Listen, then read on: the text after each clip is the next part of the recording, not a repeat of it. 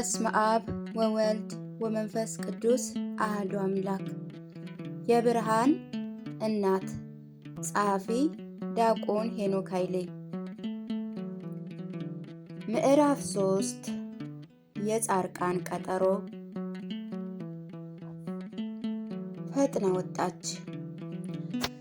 ድንግል ማርያም ደስ ይበልሽ የሚለውን የመልአኩን ብስራት ከሰማች በኋላ ወደ ተራራማ ወደ ይሁዳ ከተማ ፈጥና ወጣች። ምንም እንኳ መልአኩ የነገራት ለሕዝብ ሁሉ የሚሆን ታላቅ የምስራች ቢሆንም እርሷ ግን የዘመዷ ኤልሳቤጥ የምስራች ለመካፈል ጉዞ ጀመረች። መጽሐፍ ደስ የሚላቸው ጋር ደስ ይበላችሁ፣ ከሚያለቅሱ ጋርም አልቅሱ እንደሚለው ድንግል ማርያም ፈጥና የምትደርሰው ወይን ላለቀባቸው ሐዘንተኞች ብቻ ሳይሆን ሚስታቸው በቤታቸው እልፍኝ እንደ ወይን ላፈራችው ደስተኞችም ነውና የዘካርያስ የኤልሳቤጥን ደስታ ልትካፈል ፈጥና ወጣች። የተሸሸገውን የቃና ዘገሊላ ጉድለት ዜና አውቃ ለልጇ ተናግራ ያስተካከለችው ድንግል ዘመዷ ኤልሳቤጥ ፈርታ 5 ወር የሸሸገችውን የደስታ ዜና አውቃለችና ፈጥና ገሰገሰች። ድንግል ማርያም ለእርሷ የተደረገላት ለኤልሳቤጥ ከተደረገው ነገር ጋር አላነጻጸረችም። ኤልሳቤጥ ካረጀች በኋላ መጸነሷ ምን ይገርማል? እኔ ያለ ወንድ ዘር የጸነስኩ አይደለሁምን? ኤልሳቤጥ የልጅ እናት ልትሆን መብቃቷስ ምን ይገርማል? እኔ የአምላክ እናት ልሆን አይደለምን? ብላ ሳትፎከስ የኤልሳቤጥ ታናሽ ደስታ ልትካፈል ተነሳች። በብርሃናዊ መልአክ ደስ ይበልሽ የተባለችው ድንግል በማግስቱ አንዲት ሴት ደስ ይበልሽ ልትል ጉዞ መጀመሪያዋ ምንኛ የሚያስደንቅ ነው! ከሴቶች ሁሉ የተባረክሽ ነሽ የተባለች ድንግል ከእርሷ የምታንሰዋን ከሴቶች አንዷት ልትጎበኝ መቸኮሏስ ምንኛ ድንቅ ነው! እውነት ለመናገር ድንግሊቱ ከመልአኩ ገብርኤል የሰማችው ዜና ዓመት ሙሉ ከቤት የማያስወጣና እንዲሁ በመደነቅ ባህር ውስጥ እየዋኘች ልትኖርበት የምችለው ዜና ነበረ። ሌላ ሰው ቢሆን ለዚህ ክብር መመረጡን ሲያውቅ ደስታው እስኪወጣለት ድረስ ሌላ ሰው ትዝም አይለው። ቅዱስ ጴጥሮስ እንኳ ጌታን ከ2 ነቢያት ጋር ሆኖ ልብሱ ሲያበራ አይቶ በዚያ መሆን ለእኛ መልካም ነው፣ 3 ዳስ እንስራ ብሎ በታቦር ተራራ መቅረት አሰኝቶት ነበረ። እግዚአብሔር አብ ያጸናት፣ እግዚአብሔር ወልድ ያደረባት፣ መንፈስ ቅዱስ የጋረዳት፣ መልአክ ያመሰገናት ድንግል ግን በእርሷ በተደረገው ድንቅ ነገር ምክንያት ተመስጣ በተበሰረችበት ቤት በዚያ መሆንን ለእኔ መልካም ነው ብላ መቅረትን አልፈለገችም። ለጥቂት ጊዜ እንኳ በናዝሬት ልሰንብት ሳትል ፈጥና ወጣች። ድንግል ማርያም የተነገራት ዜናም ሆነ የጸነሰችው ጽንስ ነገር ለማንም ሰው ሌላው ቀርቶ ለዮሴፍ እንኳን አልተናገረችም። ብትናገርም ማንም ሰው አያምናትምና የተቀደሰ የጽንሷ ነገር ተመልሰው ለሚነክሷት ሰዎች ልትነግር አልፈለገችም። ብርቱ የሚሆን እርሷ በእርሷ ያደረገውን ታላቅ ነገር ልታምንና የምትችለው በእርሷ የተጎበኘች ኤልሳቤጥ ናትና ወደ እርሷ መሄድን መረጠች። ኤልሳቤጥ በራሷ አንደበት ነቀፌታዋን ከሰው መካከል አስወገደችል ብላ እንደገለጠችው የሊቀ ካህናት ሚስት ሆና መካን በመሆኗ ምክንያት በሰው ዘንድ በረከት አልባ ተደርጋ ስለምትታይ ብዙ የነቀፌታ ስም ተሰጥቷታል።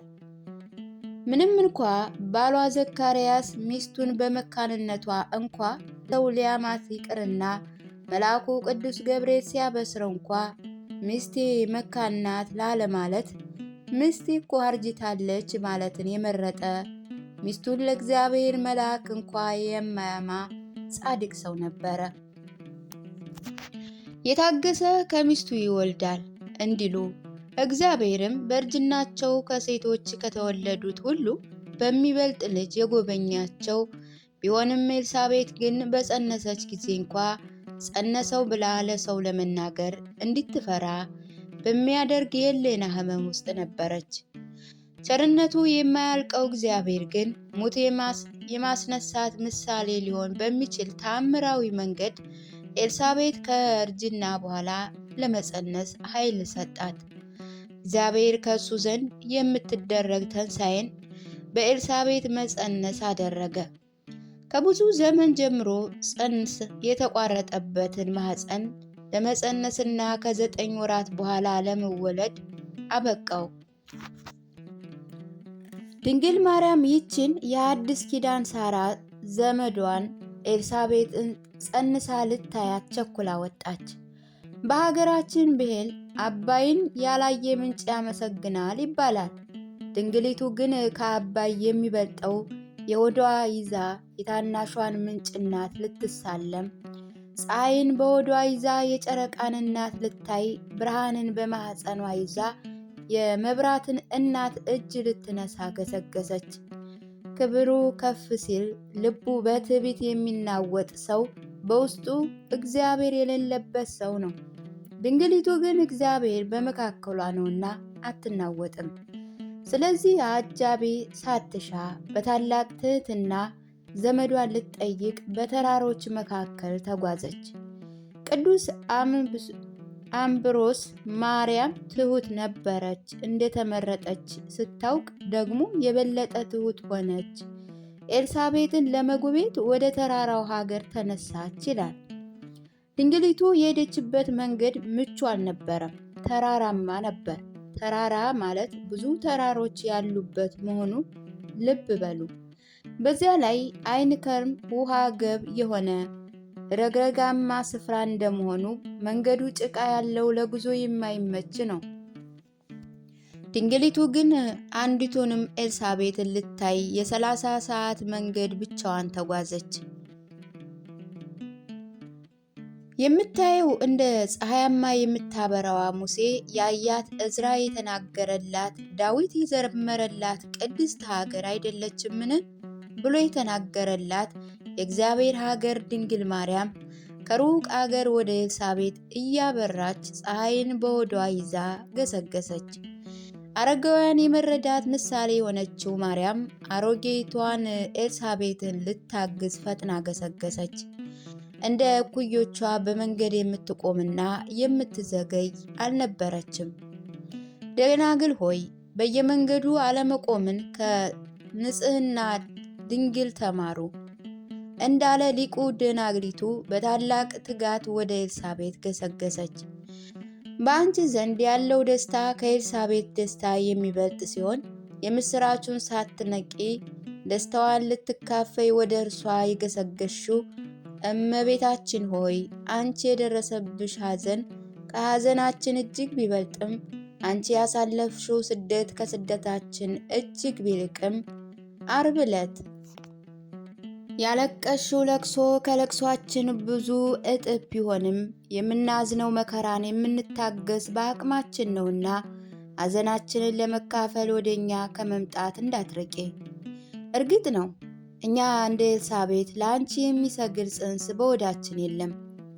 በእኛ ዘንድ የተጸነሰው ለጽንሱ ወዮላቸው፣ ምኞት ጸንሳ ኃጢአትን ትወልዳለች ተብሎ የተነገረለት የኃጢአት ጽንስ ነው። እንደ ኤልሳቤጥ በደስታ የሚያስጮህ ሳይሆን በሐዘን የሚወጥር የበደል ጽንስ ይዘናልና፣ ድንግል ሆይ እኛን ለመርዳት ፍጠኝ። በሆዳችን የያዝነው የኃጢአት ጽንስ ነቢዩ ዳዊት እንደተመኘው በሆድሽ ውስጥ በያዘው አለት ላይ እስክንፈጠፍጠውና እረፍት እስክናገኝ ድረስ ጓጉተናል። ወደ ኤልሳቤጥ እንደመጣሽ ወደ እኛም ነይ። በተራራውማ ሀገር በአስቸጋሪ መንገድ ወደ ኤልሳቤጥ የገሰገሽ እመቤታችን ወይ ወደ እኛ ነይ ስንልሽም መንገዱ እንደማይመችሽ እናውቃለን። ተራራው ዝቅ ይበል ተብሎ የተነገረለት ተራራውማ ልባችን በትዕቢት ተራሮች ስለተሞላ ከይሁዳ ተራሮች በላይ ወደኛ መምጣት እጅግ አስቸጋሪ ነው።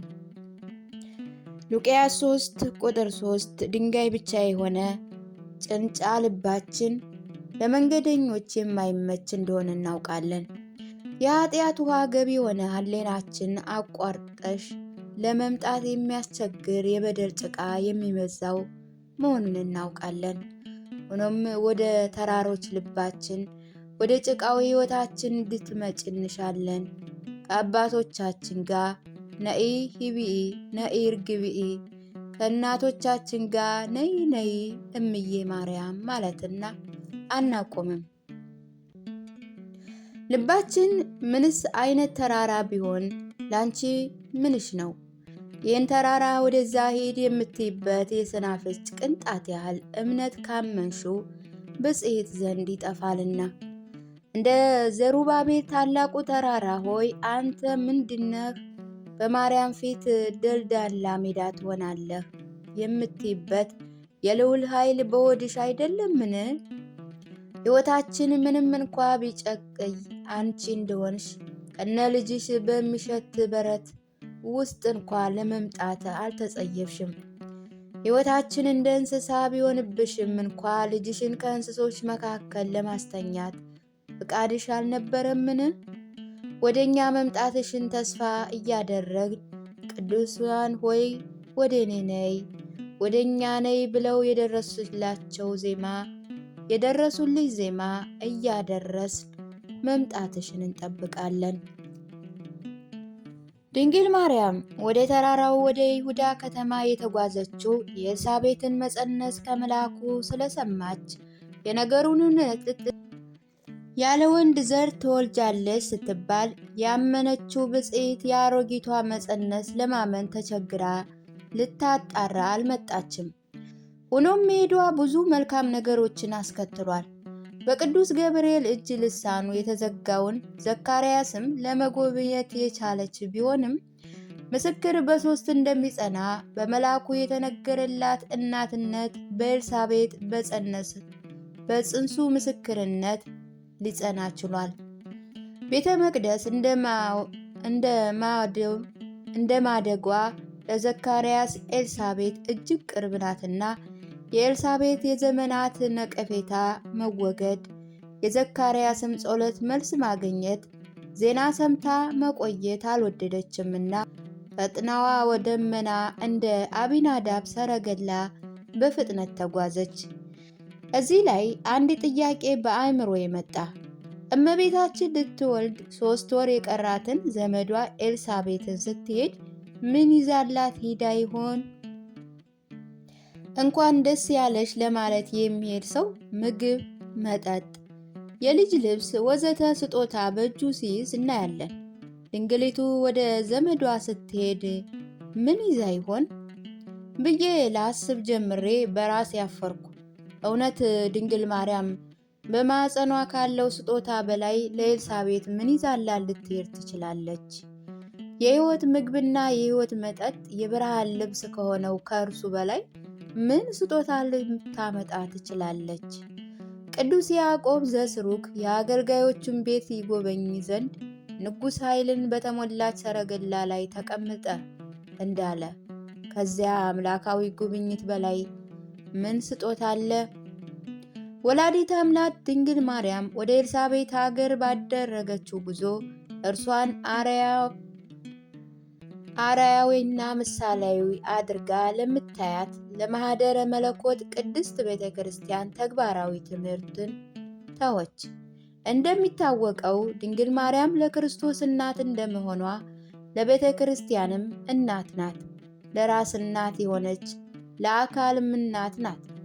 ድንግል ማርያም በቤተልሔም ለቤተ ክርስቲያን ራስ ለክርስቶስ እናት ስትሆን በቀራንዮ ደግሞ ለአካሉ ለቤተ ክርስቲያን እናት ሆና ተሰጥታለች።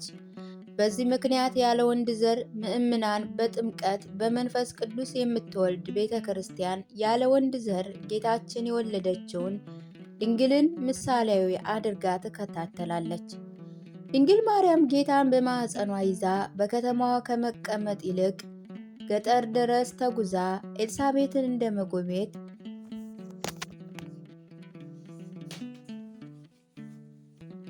ቤተ ክርስቲያንም ክርስቶስን ይዘው መቀመጥ ሳይሆን በገጠር በተራራው እየተጓዙ ድምጿን የማሰማትና ሰዎችን በእምነት ደስ ብሏቸው እንዲመሰክሩ የማድረግ ሐዋርያዊ ተልእኮ አለባት።